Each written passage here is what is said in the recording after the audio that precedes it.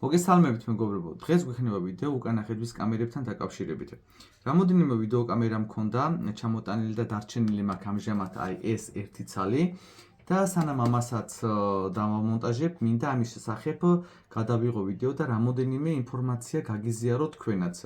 და ვინც თქვენით აპირებთ დამონტაჟებას, რამოდენიმე რჩევას მოგცემ და შეგიძლიათ თქვენ სახლის პირობებში დაამონტაჟოს ეს ყველაფერი. თუმცა იმასაც გეტყვით, რომ რამოდენიმე მოსულა ჩემთან ვიდეო კამერა დამონტაჟებული უკვე და ძალიან ბევრი შეცდომა იყო დაშვებული აი ამ დაყენების დროს და ეხლა ზუსტად აი ამ შეცდომებზე მინდა გესაუბროთ. ეხლა რაც შეეხება მეგობრებო აი ამ კამერას, ეხლა მინდა რომ რამოდენიმე შედარება გავაკეთო და თქვენ თვითონ მიხვდეთ თუ რასთან გვაქვს საქმე. ეხლა შეხედეთ, აი ამ კამერას მოყვება ესეთი კაბელი, თავისი კაბელი და ანუ მეორე კამერა რომელიც მქონდა გამოწერილი, იმასაც აი ესეთი მსგავსი კაბელი მოყვება. ერთი შეხედვით თითქმის ერთი და იგივეა, მაგრამ ძალიან დიდი განსხვავება ამ ორ კაბელს შორის. მე წინა ვიდეოებში ვისაუბრე ამ კაბელებთან დაკავშირებით და ეხლა მინდა დეტალურად გავიაროთ ეს ყველაფერი. მოკლედ, თუ ჩვენ აი ამ კაბელს გამოვიყენებთ, რა თქმა უნდა, ექნება ხარვეზები ვიდეო უკანა ხედვის კამერას, ანუ მონიტორზე იქნება ციმციმი, იქნება ბუჭუნჭველები, რაღაც მურავი აშკებს რო უძახიან და ასე შემდეგ და გეტყვით რატომ. მეგობრებო, ეხლა მინდა დააკვირდეთ აი ამ შეერთებას, აი ამას და შემდეგ აი ამას, რამხელა განსხვავება არის. ეს არის მთლიანი ჩამოსხმა და აი ეს არის რაღაც ფირფიტასავით. ასევე მინდა დააკვირდეთ აი ამ წვერებს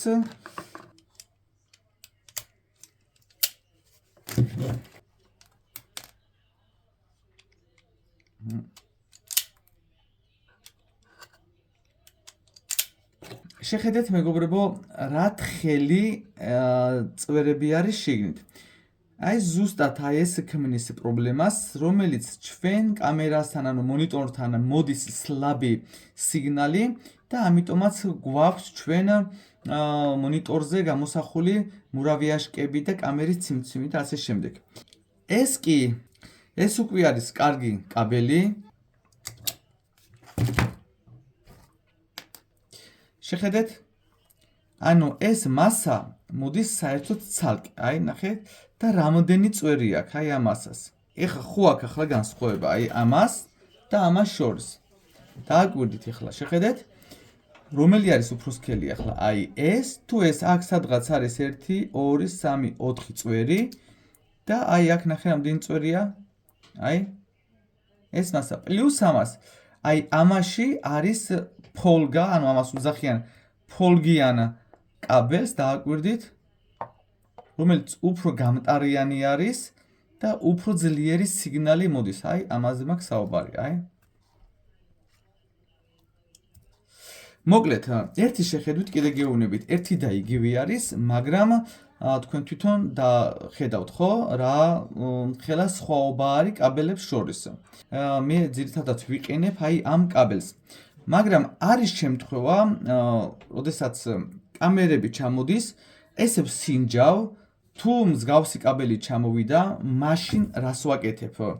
ყიდულობ აი ესეთ კაბელს, მაგრამ ბევრი აკეთებს კიდე ამ კაბელით, მაგრამ ამაშიც ძალიან დიდი განსხვავებაა, ნახე.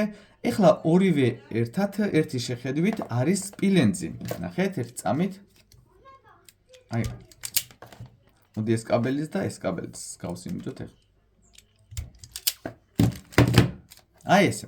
ორივე თუ შევხედავთ, ეს ორიგინალი კაბელი არის. ესეც ვითომ სპილენძი არის, მაგრამ ეხლა მინდა რაღაც გაჩვენოთ. აი ეს სანთებელა და დააკვირდით ეხლა აი ამას ცეცხლის მოკიდების დროს რა დაემართება.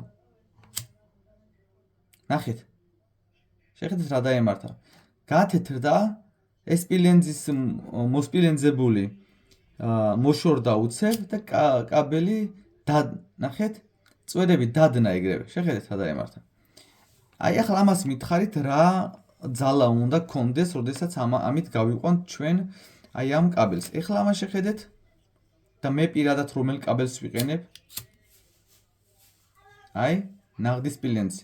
არც ფერ სიცვლის და არც დნება არაფერი არ ემართება აი ამას. აჰა. მოგით განსხვავება ნახეთ ხო თქვენ?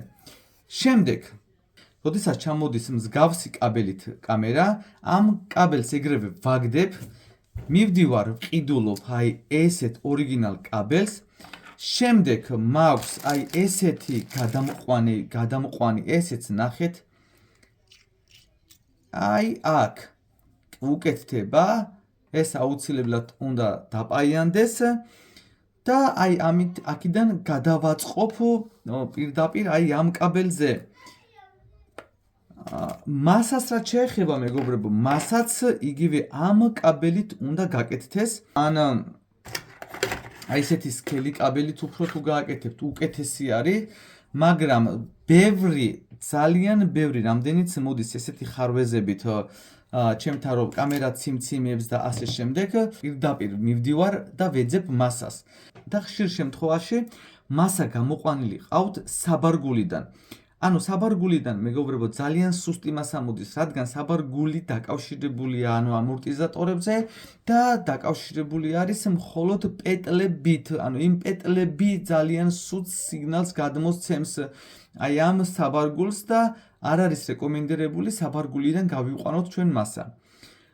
ამას აქვს ქვევით კრილოს ქვევით ფარის უკანა მხარეს, შიგნიდან რა თქმა უნდა, სპეციალურად განკუთვნილი მასის ადგილი, სადაც იქ არის ჭანჭიკი, იმას მოუშვებთ და იქიდან გამოვყავს ცალკე მასა, მაგრამ ძალიან ბევრი აი ამასაც ესე უბრალოდ აი ბოლტს მოახვევს და всё, არა თუ გვინდა რომ კარგი კონტაქტი ქონდეს, ესეთი რაღაცები მაქვს გამოწერილი, რომელსაც აი ამას ესე ვაკეთებთ, დავამაგრებთ, ესე ჩავამაგრებთ,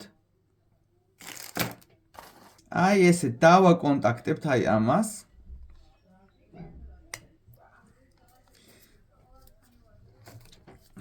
всё, აი ეს არსად არ წავა, კონტაქტი კარგი აქვს, აი ნახეთ როგორ არის ჩამჯდარი შიგნით, ჩაჭყეპილი, კონტაქტი კარგი აქვს და აი ამას პირდაპირ უკვე ამით ბოლტთან ერთად დავამაგრებთ. ამას არაფერი აღარ მოუვა. თუ კი გადამბებს ვაკეთებთ, ნახეთ, მოდი ამას ესე გავჭრი ახლა.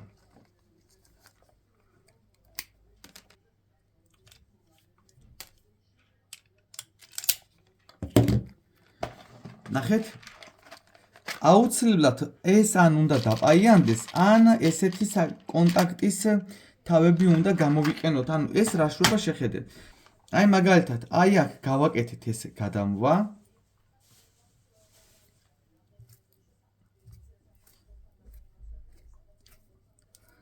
ზოგი ესე გააკეთებს გადამვას, ესე გადაღუნავს და დააიზოლაციებს. კი ბატონო, მაგრამ აქ უნდა ძალიან მყარი კონტაქტი ქონდეს აი ამ გადამვას. ამიტომ ეს რო კარგი კონტაქტი ქონდეს, ან უნდა დაპაიანდეს, თუმცა მანქანაში როცა ვართ, იქ ახლო-მახლო პაიანი კი არ არის, ამიტომ მსგავსი კონტაქტით გადასამველი აი ამით ვაკეთებთ და დააკვირდით ახლა ისი ამაგრებს შიგნით.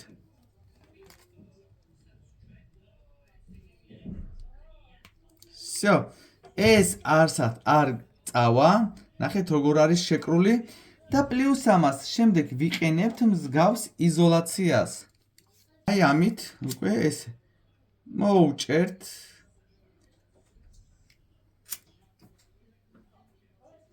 აჰა. და როგორც ორიგინალი, აი ისე კეთდება. თუ კი ჩვენ ამ ყველაფერს გავითვალისწინებთ, ჩვენი კამერის გამოსახულება იქნება იდეალური. ამ კამერის კომპლექსში რა შედის? თვითონ ეს მისი კაბელი, აი ეს მისი კაბელი, ეს პლუსი მინუსი, ანუ ნატურაზე დასამაგრებელი, ეს მისი ამოსაჭრელი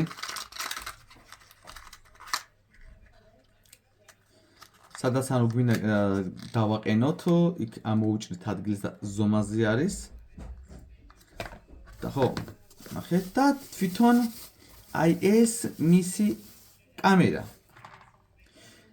და ეს როგორც ორიგინალი მეგობრებო, ისე ჯდება, არავით არის ბოლტებით დამაგრებული და მსგავსი სისულელეები არ კეთდება. ეს როცა ჩაჯდება თვითონ როგორც ორიგინალი, ისე ჯდება. აი ეს არის ზუსტად მისი ზომა. ამით მოვჭრით, სადაც ვამაგრებ და ამით ასე ჩაჯდება და ჩაემაგრება შიგნით. შემდეგ აი ეს მიდის ერთი წვერი, ეს მიდის ერთი მასაზე, აქ ორი წვერია, ერთი მიდის მასაზე, ეს კი მიდის უკანა სვლის ნათურაზე.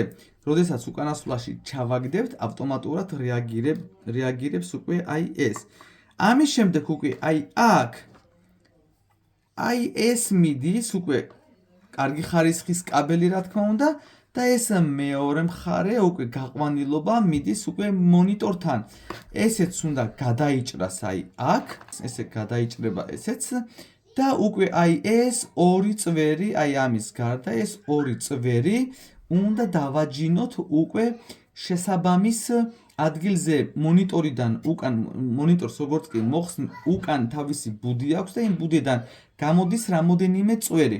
აი იქ ორი წვერი არის მოსაძებნი, სადაც უკვე პასუხისმგებელია უკანა ხედვის კამერაზე და იქ ვეძებთ პლუს მინუს, პლუს აი ამას დავაჯენთ და მინუს აი ამ მასას. თუ პროგრამა ჩვენ მანქანაში არ ჩავწერეთ, რაც არ უნდა კარგად დავაყენოთ აი ეს კამერა, არანაირი შედეგი არ გვექნება, იმიტომ გამოსახულება არ გვექნება, რადგან აუცილებლად უნდა ჩაიწეროს დიაგნოსტიკის აპარატის საშუალებით პროგრამა. ეს არის HD გამოსახულების კამერა, რომელიც ანუ დღის და ღამის შუგზეც ერთნაირად მოქმედებს. უბრალოდ არანაირი პრობლემა არ აქვს აი ამ კამერას ღამის შუგზე, როდესაც დაგჭირდებათ გამოყენება. მეგობრებო, მგონი გასაგებად ახსენი ყველაფერი. დაშვებულ შეცდომებზე ძირითადი შეცდომები რაც მოზდის დამწყებს და ასევე მოზდის ვინც ამონტაჟებს იმ პირებსაც მსგავსი შეცდომები. თქვენ უკვე იცით თუ როგორ და სწორად როგორ უნდა შეარჩიოთ კაბელები, თქვენ იცით მასა როგორ უნდა გამოიყვანო და ასევე აუცილებლად მასა უნდა იყოს კარგი ხარისხის კაბელით, ასევე აუცილებლად აი ეს მსგავსი რაღაცა აუცილებლად უნდა გაუკეთოთ, იმიტომ რომ ამას თუ არ გაუკეთებთ თქვენ აი ამას, როდესაც ამის გარეშე თქვენ დაახვევთ ჭანჭიგზე, შემდეგ ჭანჭიგის მოჭედის დროს ეს ძაფები წყდება შიგნით და შესაძლოა რომ უკვე ჩვენება ამის ბრალიც იყოს, როდესაც ეკრანი დაიწყებს ციმციმს. მოკლედ ეს იყო სულ რაც მინდოდა მეთქვა. და კიდევ ერთი საკითხი მეგობრებო, რაც მინდა ეხლა განვიხილოთ თქვენთან ერთად. მინდა რომ იცოდეთ, რომ მე მხოლოდ ვმუშაობ Ford C-Max-ებზე. C-Max-ები ვიცი მეგობრებო, ზეპირად თუ რომელი ჭანჭიკი სად არის, რა სად მაგრდება, მონიტორის მოხსნა, რომელი საიდან რა კუთხიდან უნდა მოიხსნას, მოკლედ თვალდახუჭული ვაკეთებ აი ამ ყველაფერს. სხვა მანქანები არ მიცდია, შესაბამისად ხელსაც არ ვკიდებ. გაითვალისწინეთ, რომ მხოლოდ C-Max-ების პატრონებმა შემეხმიანეთ და აი ამ მშვიდობებით კარგად იყავით, გისურვებთ წარმატებებს.